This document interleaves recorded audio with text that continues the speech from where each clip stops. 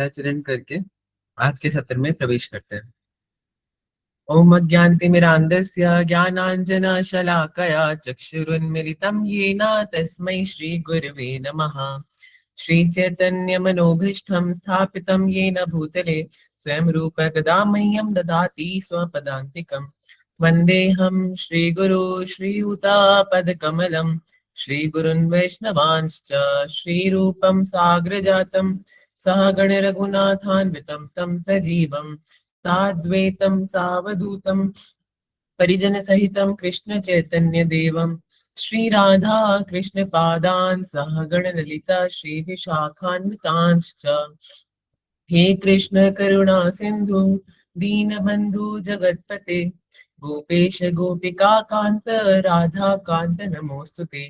तप्त कांचन गौरांगी राधे वृंदावनेश्वरी वृषभानुसुते देवी प्रणमामि हरिप्रिये। वाञ्छाकल्पतरुभ्यश्च कृपा सिन्धुभैव च पतितानां पावनेभ्यो वैष्णवेभ्यो नमो नमः। ओम कृष्णाय वासुदेवाय हरये परमात्मने प्रणतक्लेशनाशाय गोविन्दाय नमो नमः।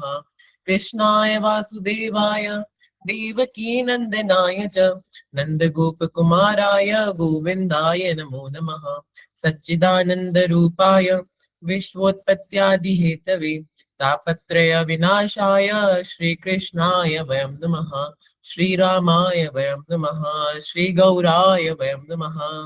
जय श्री कृष्ण चैतन्य प्रभु नित्यानंद श्री अद्वैत गदाधर श्रीवासादि गौर भक्त वृंद पंचतत्वात्मकं कृष्णं भक्त रूप स्वरूपकं भक्तावतारं भक्ताख्यं नमामि भक्त शक्तिकम्। अहो भाग्यं गौरमार्गानुवर्तिनां देवो राधारमण देवोत्र यद्गुरुर्गुणमञ्जरी गौरांग सुंदर सचिनयनाभिरामं राधा ब्रजेन्द्र तनयो अभयरूपमेकं गोपाल भट्ट करुणाकृत कृष्ण देहं तं राधिकारमणम् इष्टम् अभीष्टमीडे आजानुलंबित भुजौ कनकावधातो संकीर्तनैकपितरो कमलायताक्षो विश्वम्भरो द्विजवरो युगधर्मपालो वन्दे जगत्प्रियकरो करुणावतारो अनर्पित चरिम चिरात् करुणयावतीर्णः कलौ समर्पयितुम् उन्नतो जुलरसां स्वभक्ति श्रियम् हरेर्पुत्र सुन्दराद्वति कदम्ब सन्दीपितः सदा हृदय कंदरे स्फुरतु वा सचिनंदनः। हरे कृष्णा कृष्णा कृष्णा हरे हरे हरे राम राम राम हरे हरे। श्री राधा रमण लाल की जय। श्रीपाद गोपाल भट्ट गोस्वामी जी महाराज की जय। श्री सद्गुरुदेव भगवान की जय। आप सभी का खूब खूब स्वागत है हमारे आज के रमन परिकर के पुरुषोत्तम मास में होने वाले सत्रों के अष्टम दिवस में।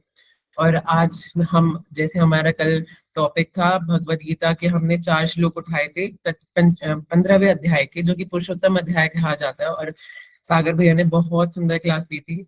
ऐसे ही आज भी भैया कंटिन्यू करेंगे आगे के श्लोकों से। सो भैया ओवर टू यू। हरे कृष्णा।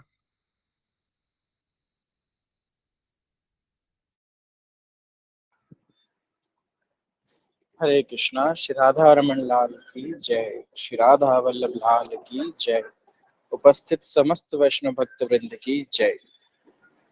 तो सत्र को प्रारंभ करने से पूर्व में मैं आपको एक भेंट देना चाहूंगा वर्चुअली।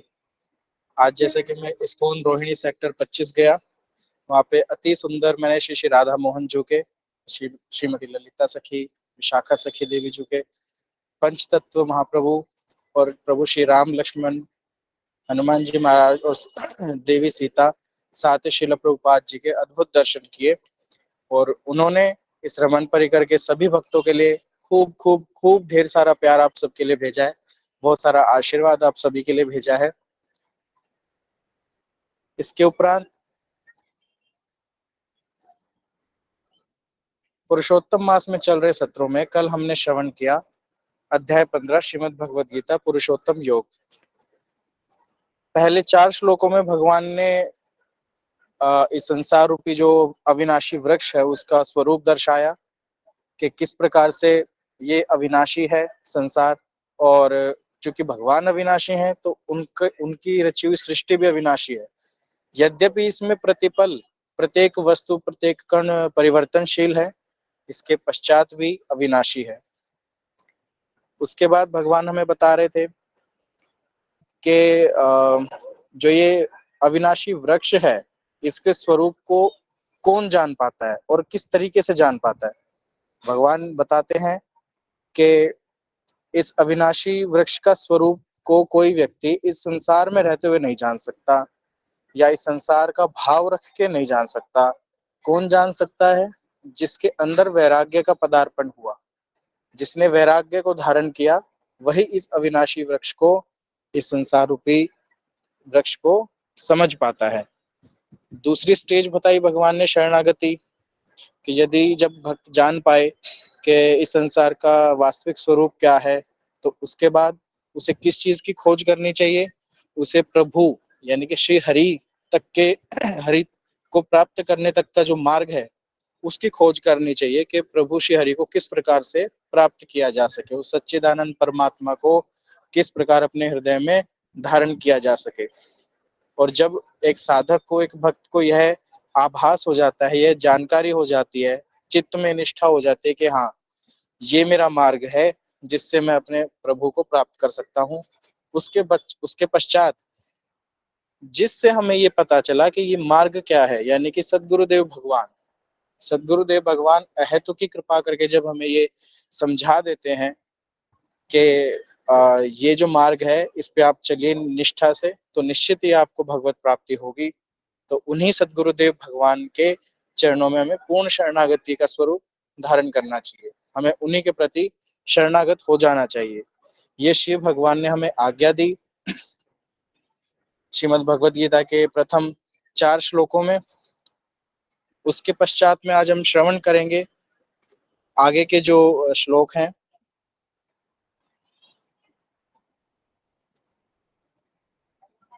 तो आइए हम उन श्लोकों का श्रवण करें और निष्ठा के साथ हम सभी एकत्रित भाव से उसको समझने का प्रयास करें कि प्रभु हमें क्या मार्गदर्शन देना चाह रहे हैं पुरुषोत्तम अध्याय 15 के माध्यम से।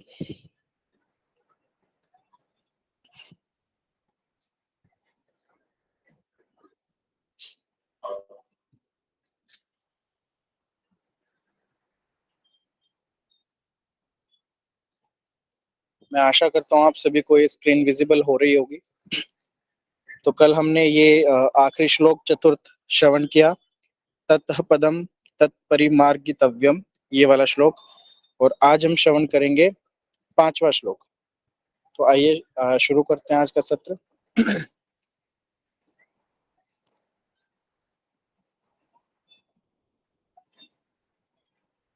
निर्माण मोहाजित संग दोषा अध्यात्म नित्या विनिवृत्त कामः द्वंद्वैर्विमुक्ता सुख दुख संगे गच्छन्त्य मूढ़ा पदम व्ययन्ततः। भावार्थ: जो मनुष्य मान प्रतिष्ठा और मोह से युक्त है। अब इस श्लोक में भगवान हमें बताएंगे कि जो भगवान का परम धाम है, भगवान हरि का, श्री हरि का जो परम धाम है, नित्य धाम है, उसको कौन व्यक्ति प्राप्त करने का अधिकारी है। या तो यूं कह लो कि कौन अधिकारी है, या आप ये भी कह सकते हैं कि कौन उसको प्राप्त कर सकता है। तो क्या कह रहे हैं भगवान इस श्लोक में? जो मनुष्य मान प्रतिष्ठा और मोह से युक्त है। मोह, अब मोह एक ऐसा शब्द है जो सीमित नहीं है किसी एक डेफिनेशन को लेके, किसी एक व्यक्ति वस्तु स्थान को लेके, ये सीमित नहीं है। मोह का तात्पर्य होता है वो किसी के भी प्रति हो सकता है, किसी रूप स्पर्श गंध व्यक्ति वस्तु स्थान, किसी भी भाव को लेके यदि आप मोहित हैं तो वो मोह की कैटेगरी में आ जाएगा, उसका भी त्याग भगवान यहाँ कह रहे हैं। जो मनुष्य मान प्रतिष्ठा और मोह से मुक्त है, मुक्त मतलब फ्री है, उसके अंदर इन सब का कोई प्रवेश नहीं, तथा जिसने सांसारिक विषयों में लिप्त मनुष्यों की संगति को त्याग दिया।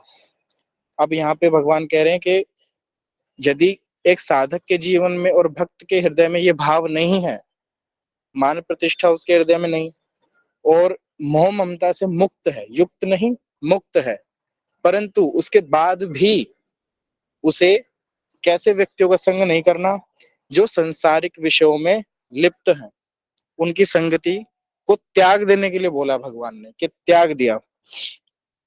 जो निरंतर परमात्मा स्वरूप में स्थित रहता है, इसका अर्थात है, इसका भाव ये है कि वो चराचर जगत में प्रत्येक कण में, सृष्टि के प्रत्येक कण में भगवान श्री हरि का ही दर्शन करे कि ये सब मेरे प्रभु इसी रूप में मेरे सामने विराजमान हैं और इसी रूप में मुझे दुलार कर रहे हैं।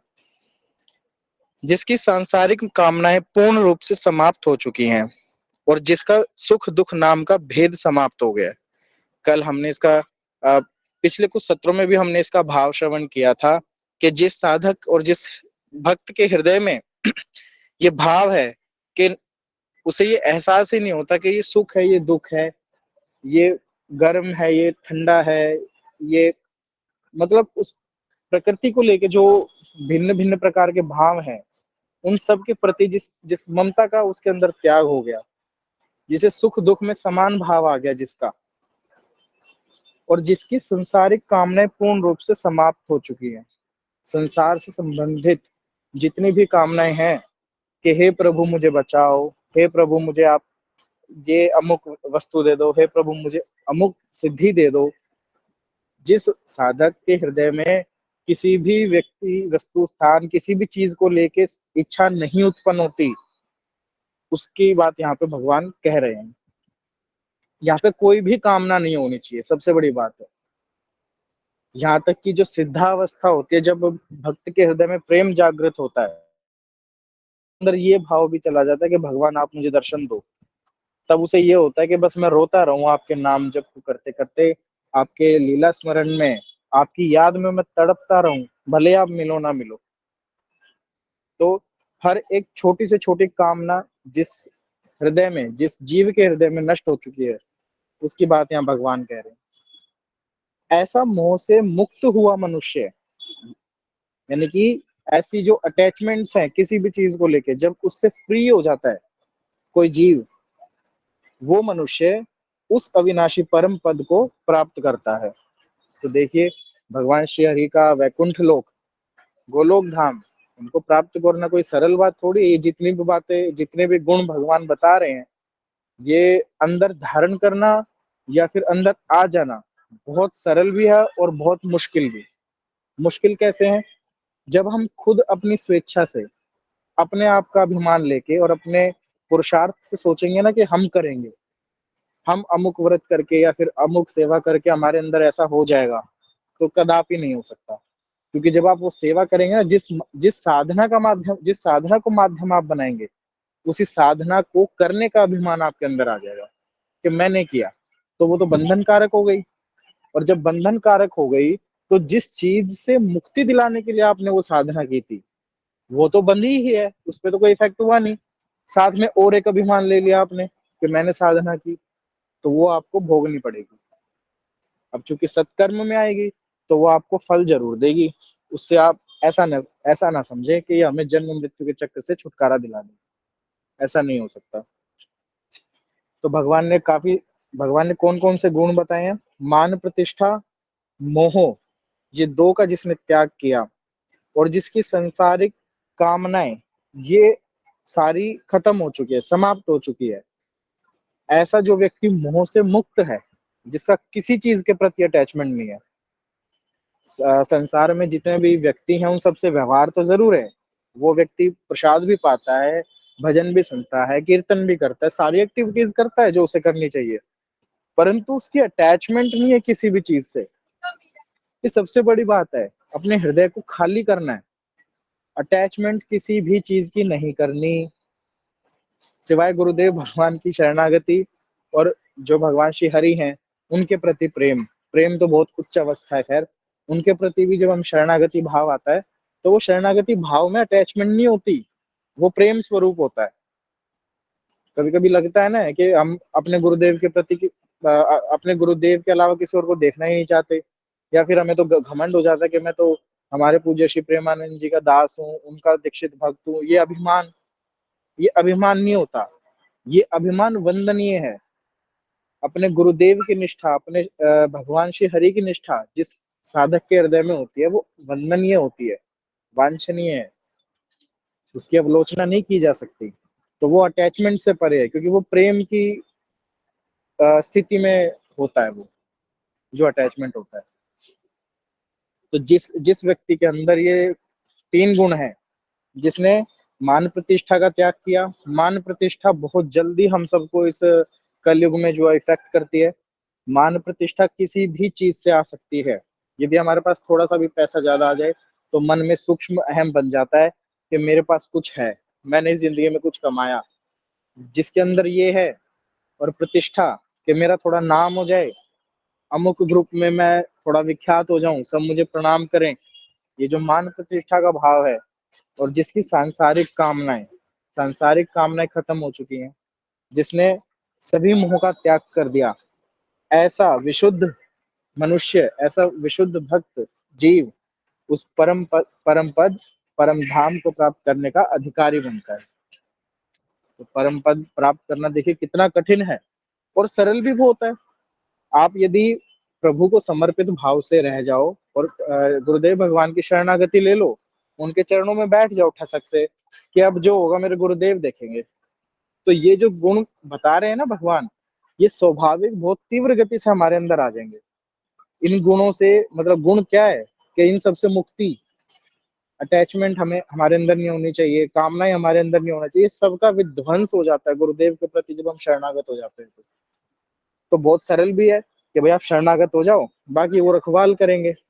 गुरु मैया का अभी मैंने एक रील देखी इंस्टाग्राम पे, उसमें गुरु मैया कहती हैं कि तुम्हारे को चिंता नहीं करनी, तुम तो बस जैसा हम बता रहे हैं वैसा करते जाओ, तुम्हारे को निकुंज लिए बिना हम नहीं जाएंगे। कितनी ठसक से कहती है मैया। आप देखो ना, हमारे गुरुदेव भगवान भी कितने धाक से कहते हैं, वो ऐसी थोड़ी कहते हैं। ये बात भी आना बड़ा बड़ी सिद्धि है अपने आप में। ये उसी को मिलती है जिसके ऊपर श्री जी की अहेतु की कृपा है, उनका प्रेम बरसता है, प्रति पल वो उनके समक्ष विराजमान है, वो देख पा रहे हैं उनको, जिनको हम देखने की चेष्टा करते हैं। वो इस बात को कह रहे हैं कि तुम निश्चिंत हो जाओ, तुम बस हम जैसी कह रहे हैं ना, ये सेवा करो, कीर्तन करो, वो करो, बस उनको उसी भाव से निष्काम भाव से उसको करो, तो निश्चित ही हम तुम्हें निकुंज लेके जाएंगे। तुम्हें अलग से कुछ प्रयास करने की आवश्यकता नहीं। तो कितना सरल है और कितना मुश्किल है अगर हम करना चाहें। यदि हम करना चाहें तो आपको लगता है कि हम कर पाएंगे? मुझे तो नहीं लगता। भैया हम सुबह 4 बजे उठने में हमें मौत आ जाती है, तो इतनी सिद्धि हम कहाँ से लेके आएंगे? वो छोटी सी सेवा भगवान ने हमें दी कि प्रातः काल मंगल बेला में आपको उठना चाहिए, मंगला करनी चाहिए भगवान की। हमसे वो तो हो नहीं पाती, और हम मोह का त्याग करेंगे, हम मान प्रतिष्ठा के भाव का त्याग करेंगे, असंभव। तो बस एक ही रास्ता बचा है, एक ही उपाय बचा है, गुरुदेव की शरणागति। वही अपनी कृपा से हमें पार लगा दे तो लगा दे, अन्यथा हमारे ये बस की बात नहीं है। अगले श्लोक में क्या कह रहे हैं भगवान? न तद्भास्यते सूर्य न शशांको न पावकः यद्गत्वा न निर्वर्तन्ते तद्धाम परम मम। भावार्थ क्या है? उस परम धाम को ना तो सूर्य प्रकाशित करता है। अब जिस परम धाम की प्राप्ति की बात भगवान कह रहे हैं, वो परम धाम है कैसा? वो परम धाम कैसा है कि उस परम धाम को ना तो सूर्य प्रकाशित करता है, ना चंद्रमा प्रकाशित करता है, और ना ही अग्नि प्रकाशित करती है। जहां पहुंचकर कोई भी मनुष्य इस संसार में वापस नहीं आता, वही मेरा परम धाम है। अभी मुझसे तो कुछ लोग, कुछ मतलब बहुत सारे लोग तो नहीं, तो कुछ लोगों ने ये प्रश्न किया भी था कि भैया गोलोक वगैरह होता भी है, कैसा होता गोलोक? मतलब ये नवग्रह तो हमें दिखाई भी देते हैं, पर गोलोक कैसा है? तो अब हम इस श्लोक का रेफरेंस ले सकते हैं कि उस परम धाम को ऐसे नहीं जाना जा सकता। क्यों? क्योंकि उस परम धाम को ना तो कोई सूर्य की पहुंच नहीं है, चंद्रमा की पहुंच नहीं है, और अग्नि की पहुंच नहीं है। जो पंच तत्व से हमारे ढांचा बना है ना, ये इन्हीं पंच तत्व से बना है। अग्नि, वायु, अ, जल और ये सब से। तो पंच तत्व से बना हुआ शरीर जो बना हुआ है, तो जब उन पंच तत्वों का उस परम धाम में प्रवेश नहीं है जिनसे ये शरीर का उद्गम हुआ, तो हमारा कैसे हो सकता है? तो फिर भैया जीव जीव क्या है? फिर जीव क्यों बंधा हुआ है इसके अंदर? तो अगले जो श्लोक आएंगे उसमें भगवान उसका भी वर्णन करेंगे कि फिर जीव का क्या संबंध है इन सब से। वो क्यों बेचारा भटक रहा है इस भौतिक संसार में, इस सृष्टि में, इस पांच भौतिक ढांचे में क्यों फंसा हुआ है? तो भगवान आने वाले श्लोकों में उसका वर्णन करेंगे। तो परम धाम कैसा है भगवान का? अचिंत्य, सच्चिदानंद। भगवान का जो स्वरूप है वही उनके धाम का स्वरूप है। उस धाम में और भगवान में कोई अंतर नहीं। तो ना तो उसको सूर्य प्रकाशित करता है, ना चंद्र का प्रकाश वहां पे है, ना अग्नि वहां प्रवेश कर सकती है। और जहां पहुंचने के बाद कोई भी मनुष्य इस संसार में वापस नहीं आता। संसार चक्र से मुक्ति और जन्म मृत्यु से छुटकारा इतना आसान नहीं है। परम धाम जब तक नहीं पहुंचा जाएगा तब तक ये जन्म मृत्यु चलती ही रहेगी। भगवान ने यहाँ पे एक निर्देश दिया है। स्वर्ग लोक है और अपर जितने भी लोक हैं और जितने निचले भाग के जो है वो तो है ही कर्म भोग के लिए। परंतु यदि हम माने कि 84 लाख योनियों में बस यही है, चींटी, हाथी, मकोड़ा, शरीर और पंछी और ये सब नहीं। भगवान ने बोला परम धाम ही केवल वो स्थिति है जहां पहुंचने के बाद व्यक्ति को इस संसार में नहीं आना होता। इसका कहने का क्या मतलब है? इसका क्या भाव है कि यदि हम किसी और लोक में पहुंच भी गए तो वो हमारे कर्मवश हम पहुंचेंगे, वो भी भगवान की अहेतु की कृपा से। और वहां पहुंचने के बाद भी संभावना है कि आपके जिस समय पे पुण्य क्षीण हो जाएंगे, जिस समय आपके पुण्य खत्म हुए, जिस समय आपका जो पॉजिटिव बैलेंस है अकाउंट में, जिस समय पे वो नील हो गया, तो श्योरली फिर आपका जो इंटरेस्ट चार्ज होगा बैंक की तरफ से, बैंक मतलब जब आपके कर्मों में जो पाप इकट्ठे हो रखे हैं, जब वो अपना इफेक्ट डालेंगे तो नेगेटिव में चला जाएगा। नेगेटिव में जाने का मतलब आपको दोबारा इस धरती पे आना पड़ेगा। आप चले जाओ किसी भी अपर लोक में चले जाओ, पर शांति कहीं नहीं मिलेगी आपको। शांति कहाँ मिलेगी? परम धाम, भगवान श्री हरि की शरण। और उन्हीं के धाम में जाके आप इस जन्म मृत्यु के संसार चक्र से छुटकारा पा सकते हो। अन्य किसी लोक में ये संभव नहीं है। तो अभिलाषा हम किस बात की करें?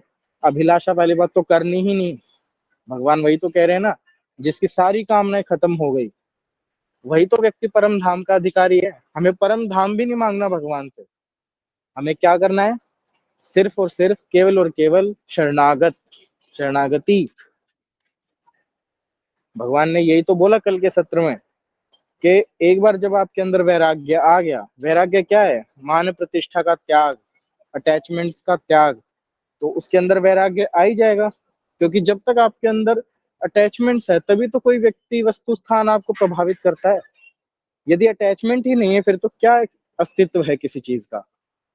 भैया आप मुझे पता है कि अगर मैं सीए कर रहा हूँ और मेरी अटैचमेंट है कि मैंने सीए करनी है क्योंकि मेरा नाम हो जाएगा या फिर मुझे बहुत अर्निंग ये कमा के देगा, ऐसा ऐसा ऐसा बहुत सारी चीजें, अमुक अमुक। तो यदि अटैचमेंट है उस चीज से तभी तो वो मुझे इफेक्ट कर रही है। अगर मुझे अटैचमेंट ही नहीं है, मैं ये मान के चल रहा हूँ कि प्रभु आपकी सेवा है, आप मुझे इस मार्ग में लाए हो, यदि मैं कल को कुछ आपकी कृपा से अर्न कर भी पाता हूँ उस पुरुषार्थ से जो कि आपके द्वारा ही दिया गया है, तो वो मैं आपकी सेवा में समर्पित कर सकूं, बस इस भाव से। क्योंकि वो अवस्था नहीं है आई कि जिसमें हम जो परम धाम की प्राप्ति का मार्ग है, जिसकी बात भगवान यहाँ कर रहे हैं। तो केवल एक ही रास्ता है कि आप गुरुदेव भगवान के प्रति शरणागत हो जाओ। भगवान ने यही आज्ञा की है कि आपको रास्ता पता चल गया, ठीक है भाई, पर आप जिसने रास्ता बताया आप उसके प्रति शरणागत हो जाओ। तो क्या हो जाएगा? शरणागत होने के बाद आप उस परम धाम को प्राप्त कर लोगे। तो भगवान का परम धाम कैसा है, क्या स्वरूप है, ये हमने इस श्लोक में श्रवण किया। नेक्स्ट देखते हैं 7वां श्लोक, जीव और आत्मा का वर्णन। अब यहाँ पे भगवान बताएंगे कि सृष्टि का स्वरूप तो भगवान ने बता दिया कि ऐसा ऐसा है, और अपने परम धाम का भी बता दिया कि मेरा परम धाम कैसा है और उसका फल क्या है। अब अब मूल बात आती है जीव और आत्मा। अब दो बातें क्यों लिखी? क्योंकि जीव और आत्मा में भी हो सकता है भेद हो।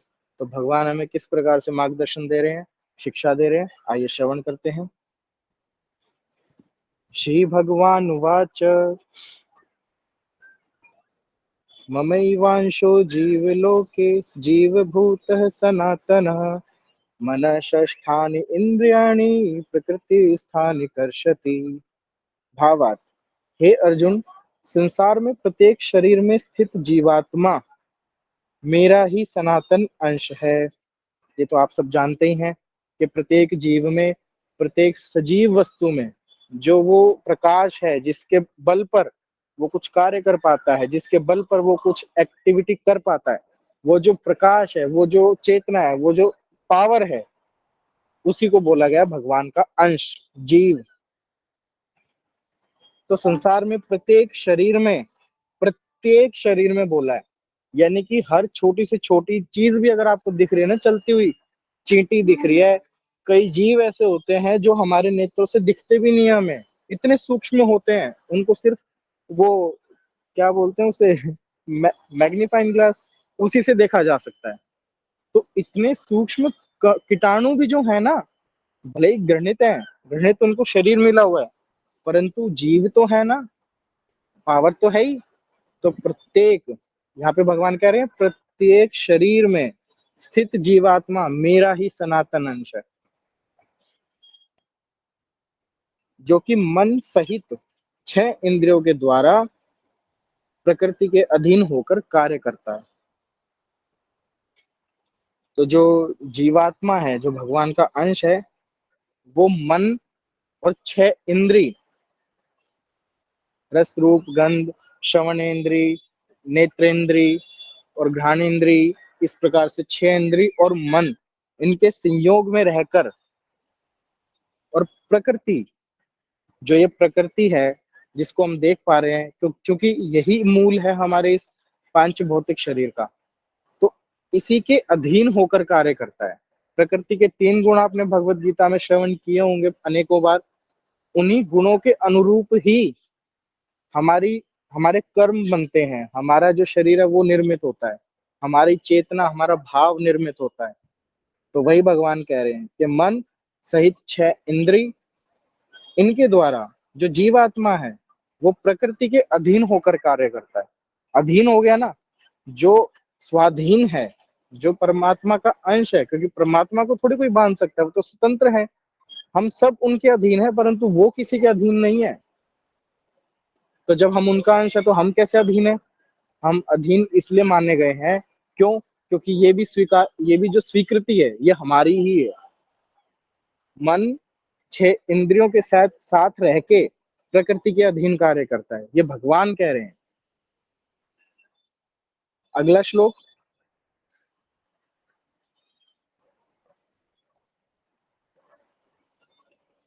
शरीरं यद्वाप्नोति यच्चाप्युत्क्रामतीश्वरः रहित्वैतानि संयाति वायुर्गंधा विनाशयात्।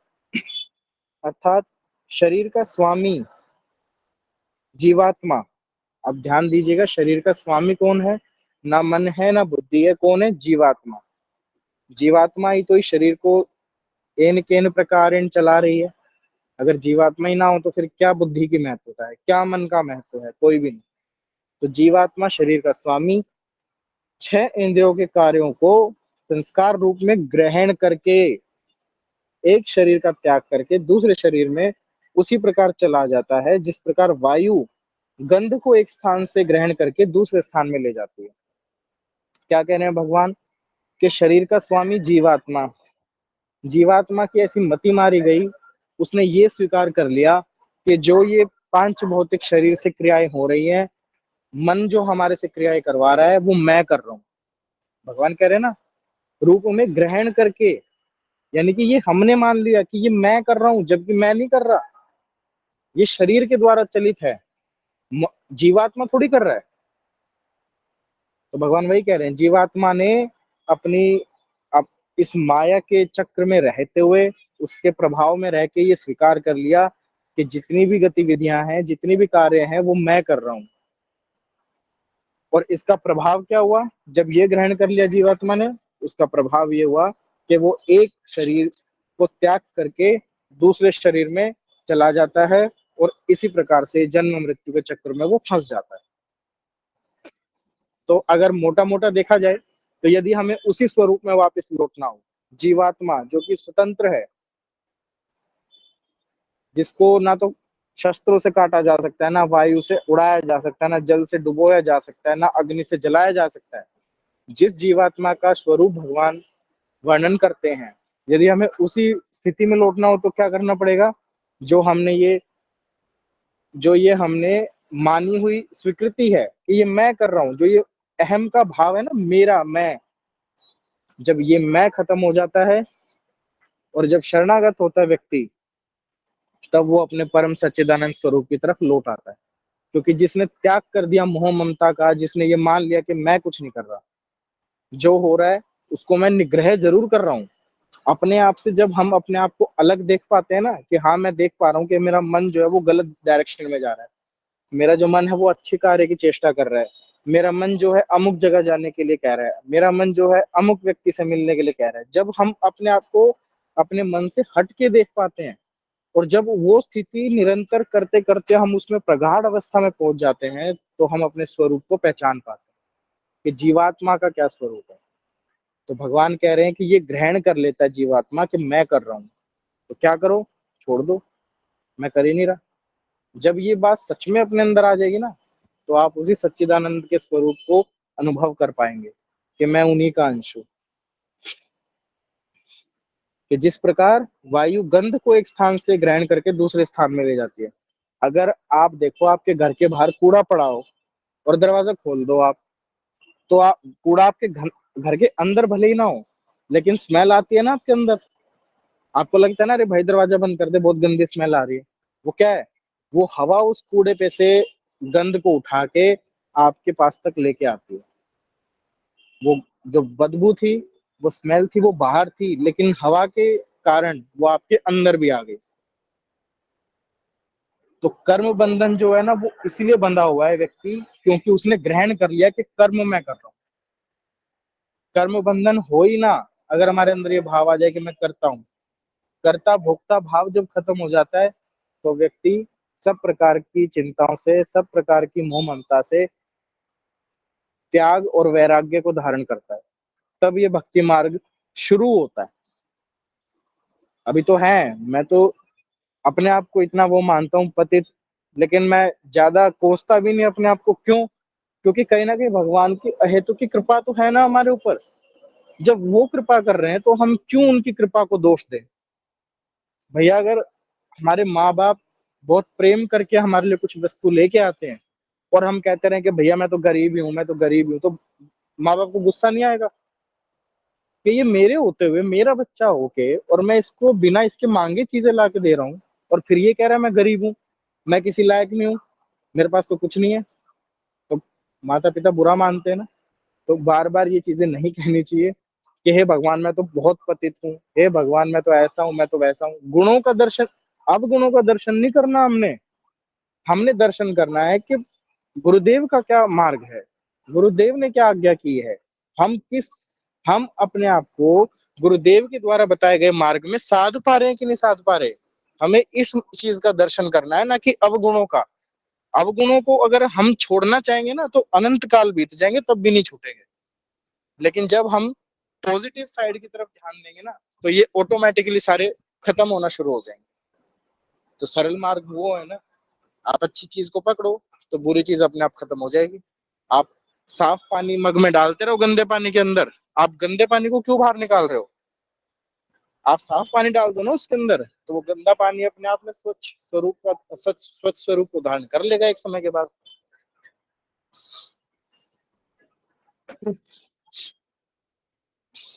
तो भगवान ने वही कहा कि वायु जब एक स्थान से गंध को लेकर दूसरी जगह पहुंचा देती है, उसी प्रकार से मनुष्य कर्ता भोक्ता भाव को धारण करके एक शरीर को त्याग कर दूसरे शरीर को धारण करता रहता है। इसी को जन्म मृत्यु का चक्र कहा गया।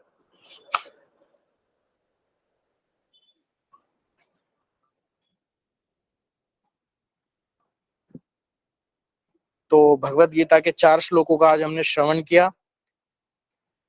आगे के जो श्लोक हैं बहुत ही उत्तम है और बहुत ही हृदय स्पर्शी भाव है और भगवान के बहुत महत्वपूर्ण उपदेश हैं अगले वाले श्लोकों में। यदि समय रहा, रूप गोस्वामी दास प्रभु जी की आज्ञा रही, तो हम इनका भी श्रवण पठन करेंगे और कुछ लर्निंग्स लेंगे कि भगवान हमें क्या आदेश दे रहे हैं, क्या वो हमें सिखाना चाह रहे हैं। तो इस भाव को आप पुष्ट कीजिए। वो स्थिति जो भगवान ने आज हमें बताई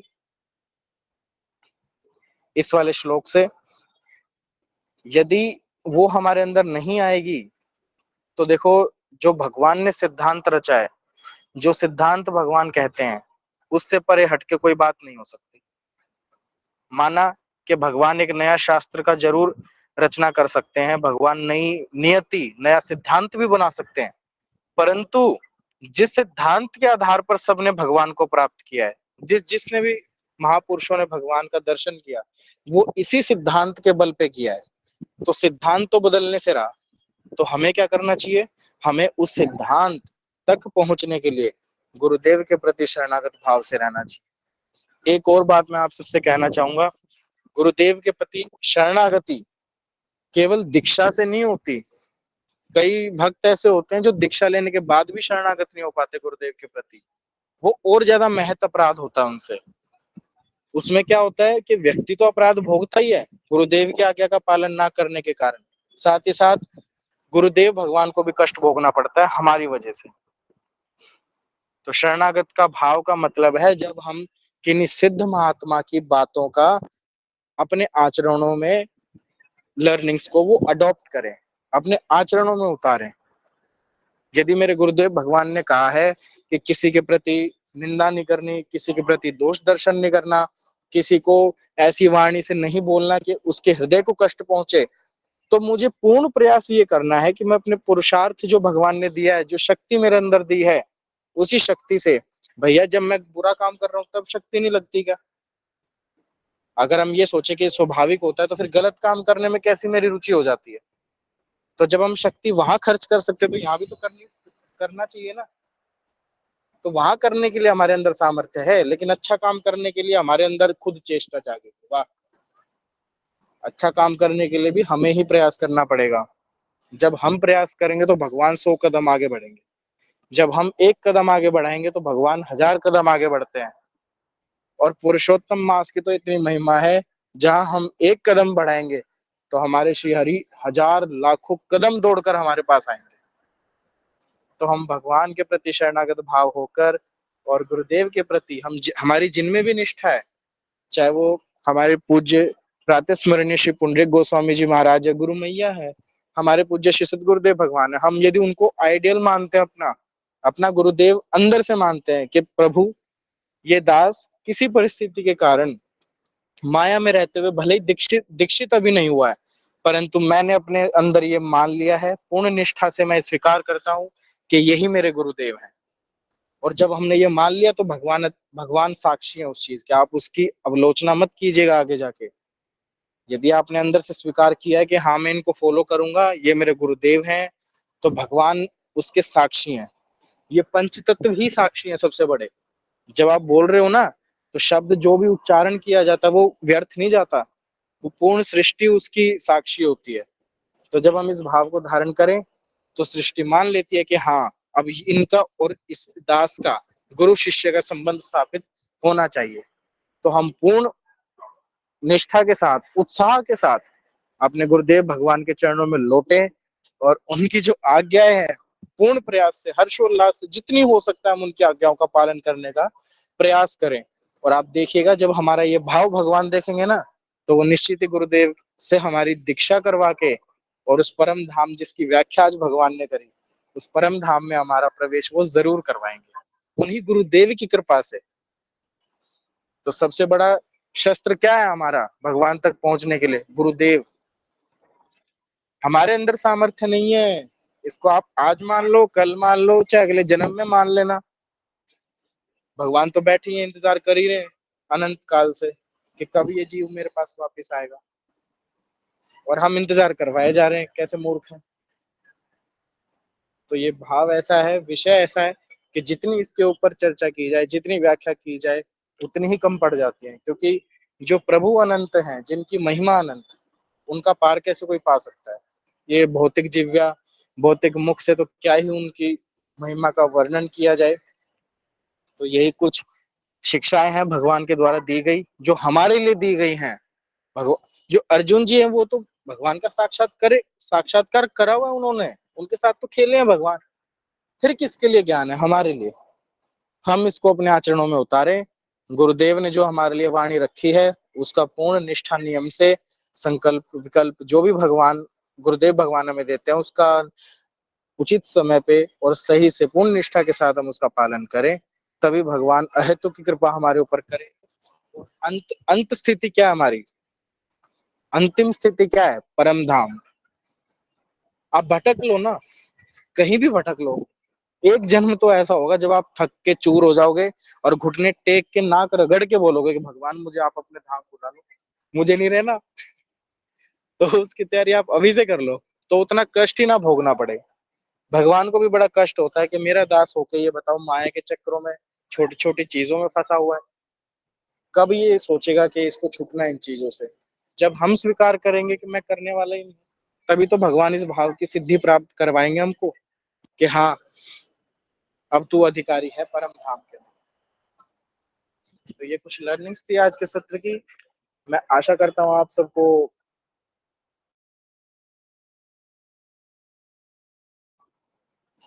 और मैं अपनी वाणी को यहीं से विश्राम दूंगा। और यदि प्राणी श्रमण प्रभु हैं, हाँ जी, तो प्राणी श्रमण प्रभु से निवेदन करूंगा कि सत्र को आगे लीड करें। श्री राधा वल्लभ लाल की जय, श्री हरिवंश महाप्रभु की जय, श्री राधा रमन लाल की जय।